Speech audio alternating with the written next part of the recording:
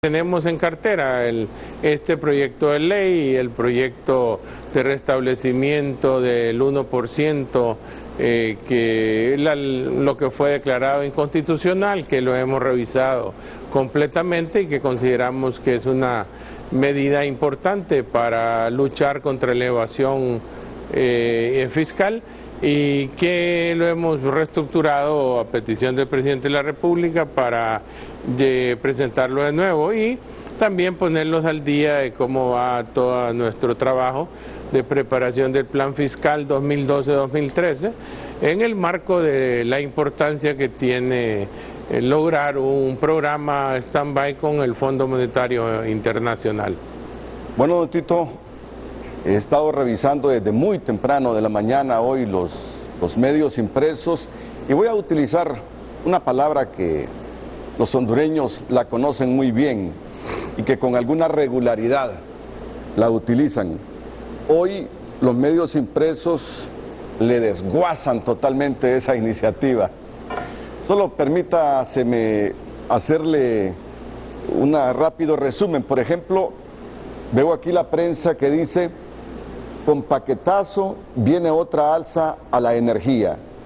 La alianza parlamentaria denuncia que el Congreso aprobará a matacaballo esta semana varias leyes polémicas, entre ellas la de exoneraciones fiscales y la de expropiaciones de tierras.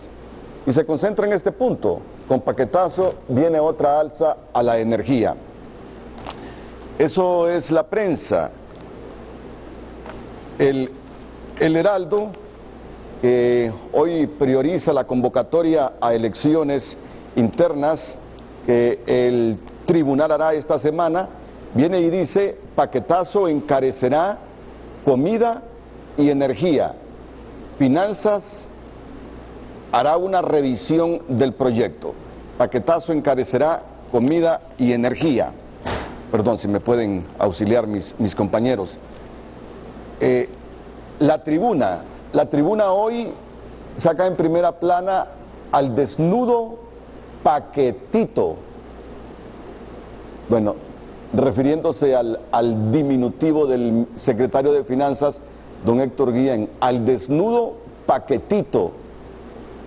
Dictamen de empresarios urga fondo ajuste fiscal de Tito Guillén. Es el único medio impreso que hoy lunes precisamente divulga este dictamen de los empresarios, que voy a tratar de resumirlo. Son 2 páginas y ya tendremos suficiente tiempo. Me voy a limitar en este momento a dar a conocer los titulares de los medios impresos. Luego viene Diario Tiempo y dice: cadena de impuestos agobia a empresas. A través de más de 30 tributos, tasas y contribuciones, el gobierno absorbe el 48% de las utilidades del sector productivo. Mire qué dato este: a través de más de 30 tributos, tasas y contribuciones, el gobierno absorbe el 48% de las utilidades del sector productivo del país. Le he pedido a la secretaria o exsecretaria de Finanzas, Gabriela Núñez, su visión de esta iniciativa que ya fue enviada al Congreso Nacional, y me ha llamado la atención, entre otras cosas, un dato que ella me proporciona y que es preocupante. La deuda interna ha sido utilizada hasta 2007 para cubrir gastos del gobierno. Fíjese bien, pero de esto tendremos una parte. De momento nos vamos a concentrar en la iniciativa que usted ha enviado al Congreso. La deuda interna ha sido utilizada hasta 2007 para cubrir gastos de gobierno. Luego, a partir de 2009, crédito para pagar la deuda interna. Y ahora, crédito para pagar además los intereses de esa deuda interna, con lo cual el problema se agrava más y se torna imparable. La verdad que es un dato que crispa, es un dato que aflige. La deuda interna ha sido utilizada hasta 2007 para cubrir gastos del gobierno. Luego, a partir de 2009, crédito para pagar la deuda. Y ahora crédito para pagar, además de la deuda, los intereses de esa deuda.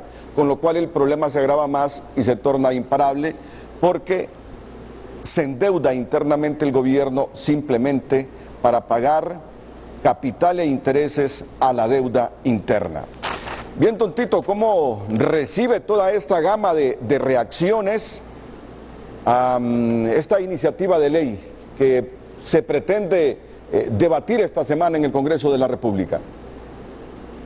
No, sin duda alguna, aquí hay una libre expresión del pensamiento y los medios de un reflejo de esa situación que el gobierno de Honduras mantiene.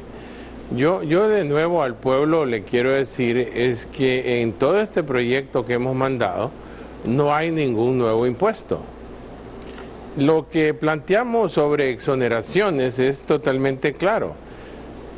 Es evitar las distorsiones que las exoneraciones han venido dando y lo que vamos a hacer es racionalizarlas. Quiero decirle al pueblo hondureño que racionalizar o reducir las exoneraciones es bajar el sacrificio fiscal que el Estado le ha venido dando a ciertos sectores para poder consolidar sus finanzas públicas. O sea, el Estado antes, para generar un proyecto específico, con el caso de la generación térmica, definió crear una exoneración a los combustibles búnker y diésel que se utilizan en la generación de esta energía.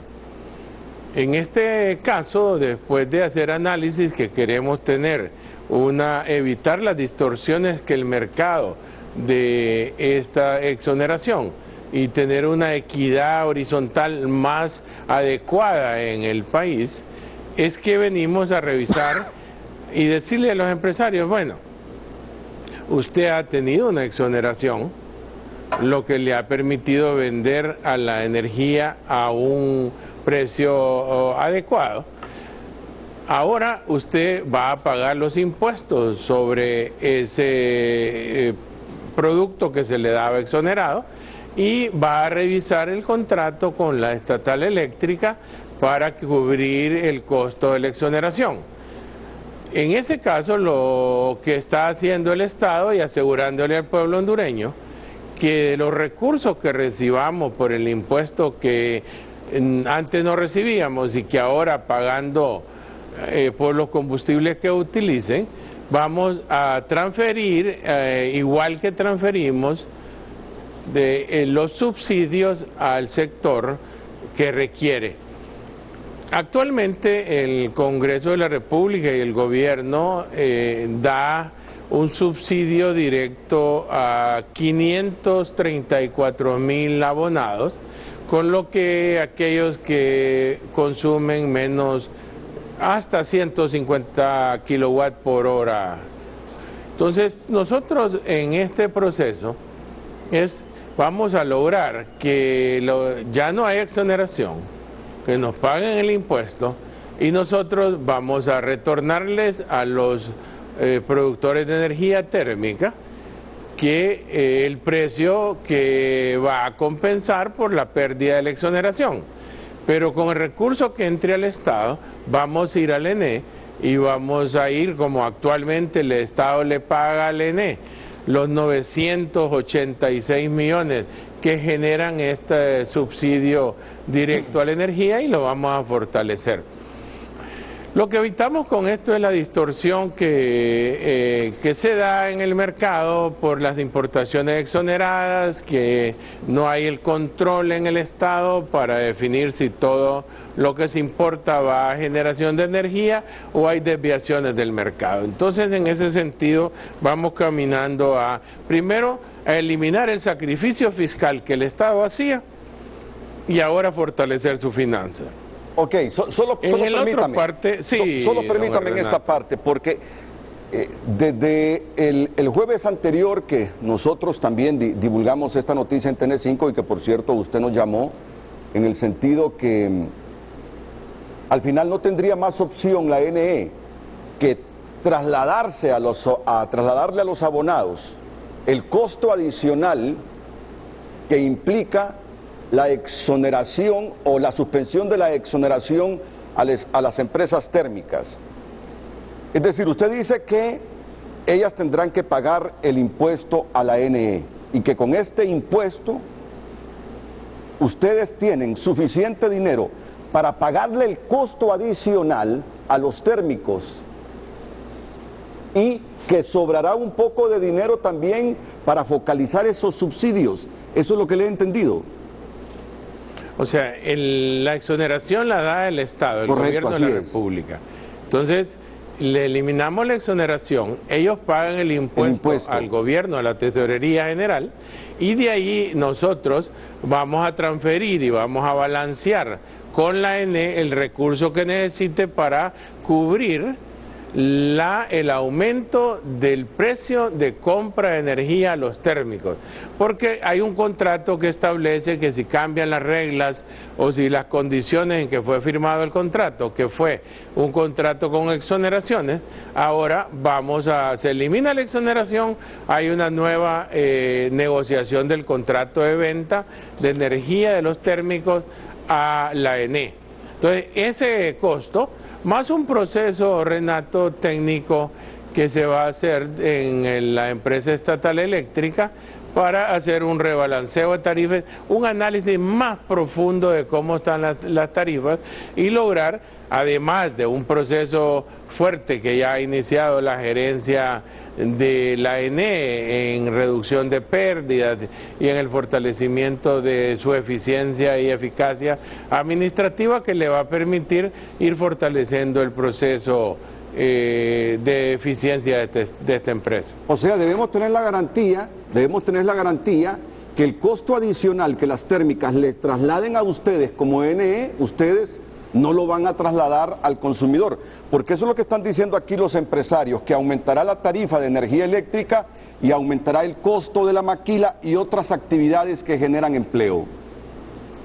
Es correcto, eso tiene que estar seguro el pueblo hondureño, de que la ENE va a comprar energía más cara, porque ya se le quita un beneficio que se le daba a los térmicos, y nosotros cubrimos ese costo en la ENE.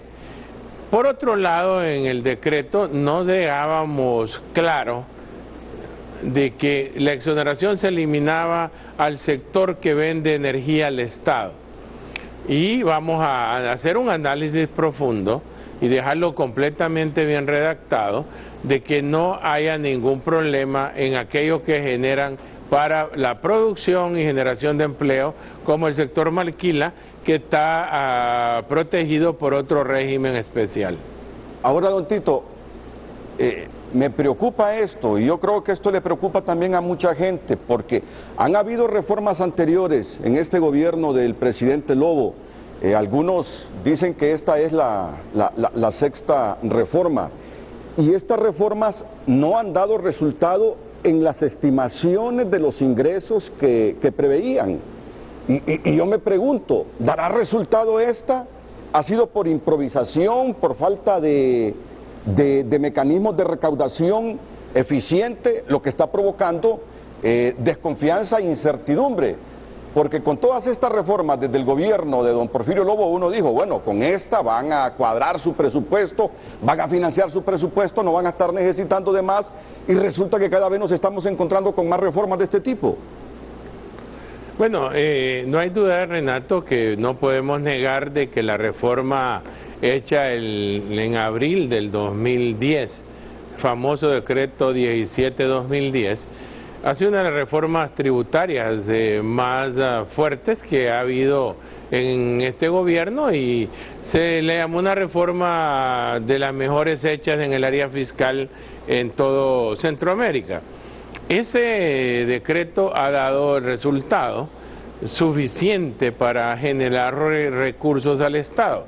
Sin duda alguna, lo que la exsecretaria de Finanzas, doña Gabriela Núñez, explicaba en su comentario que le hacía, es correcto. O sea, la mayoría de esos recursos han tenido que ir a parar al servicio de la deuda. Ese es otro tema, Renato, que tiene usted razón. En un momento dado podríamos analizar todas las implicaciones de lo que es la deuda interna y la deuda externa como carga sobre las finanzas públicas y cómo nos ha venido a limitar el uso para otros programas sociales, para inversión pública, lo que fue la reforma del 2007-2010.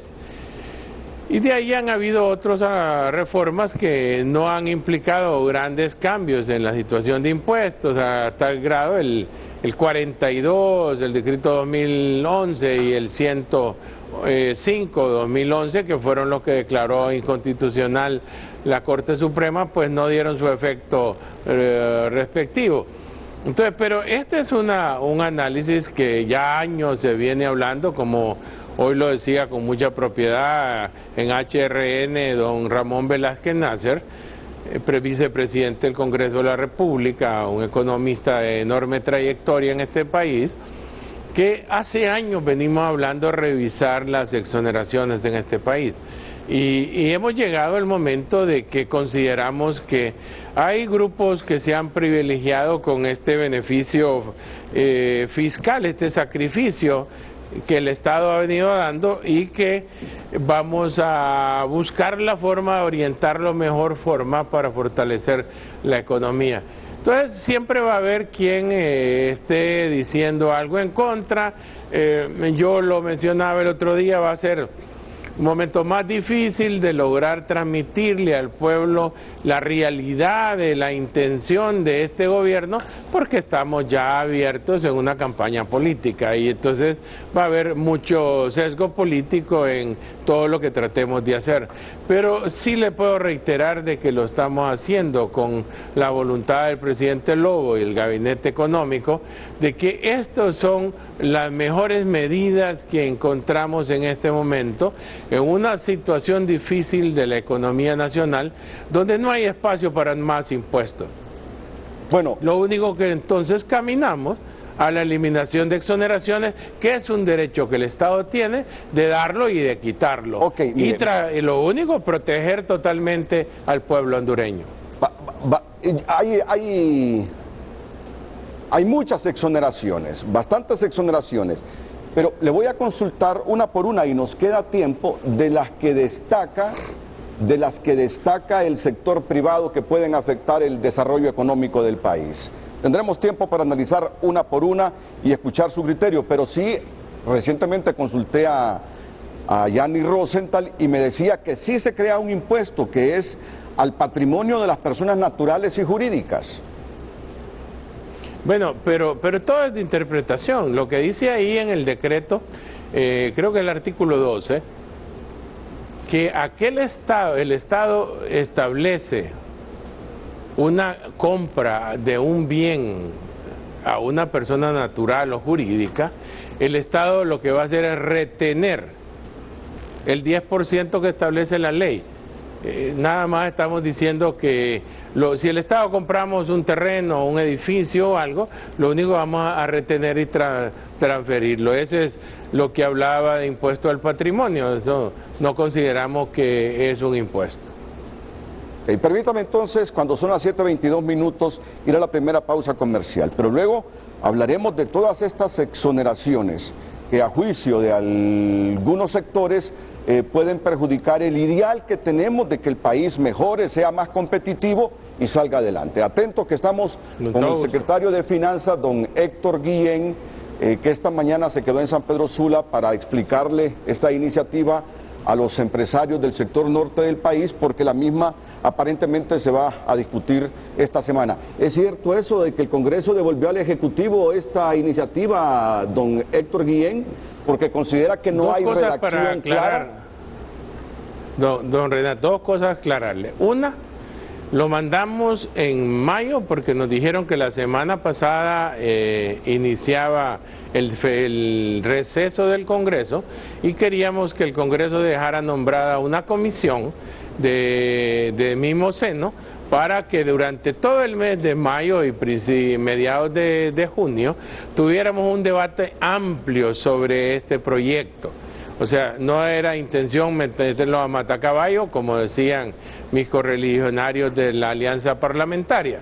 Y número dos es que del viernes nos notificamos al secretario del Congreso que íbamos a mandar la carta retirando el proyecto para iniciar un proceso con la comisión de ellos fuera del Congreso ya el inicio, pero también al mismo tiempo escuché al presidente del Congreso de que ellos iban a devolver el proyecto, pero en el sentido de que tenemos que trabajar juntos con la sociedad hondureña, con los empresarios, con todos los gremios, para lograr un consenso de un proyecto tan importante para la economía nacional.